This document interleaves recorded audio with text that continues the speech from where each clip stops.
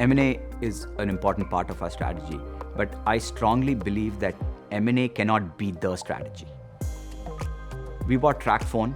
We bought it in 4 years ago, and the first 3 years of the integration went quite poorly. I think the reason it went poorly because M&A was the strategy. We were kind of sort of clear why we did the transaction, but we weren't clear on how we integrate the assets, how we continue to win, what investments are needed post of that. But in the last 18 months, it's been one of the biggest turnarounds we've had.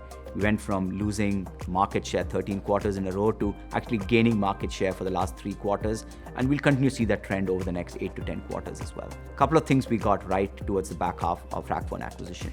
The first big one is be very clear why you're doing the acquisition. Second is fund it. We all get so excited by synergies. You have to take the synergies, but you also got to fund the growth because there's no free lunch. You got to fund growth.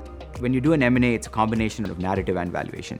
I think people spend too much time on the narrative and don't fully understand why they did the acquisition, what are the core areas of value accretion, and then how you grind them out. But in large M&A transactions, I think the first thing is, are you aligned on your belief system or your value system?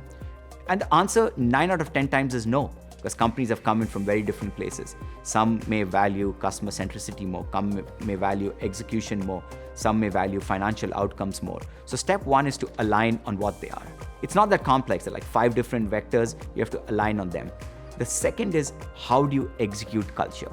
I think culture for me is the sum total of every single interaction you have as a company.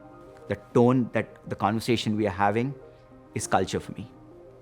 When I send an email to a customer because he had a bad experience, my culture is showing in that.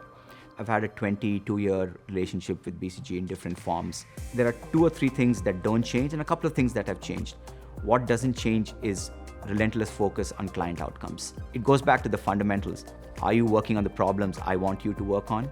Are you driving the outcomes I want you to drive? And then more importantly, are you helping me build a better mousetrap? That's the 3 things I measure BCG on. I'm extremely happy and I look forward to another 22 more years with them.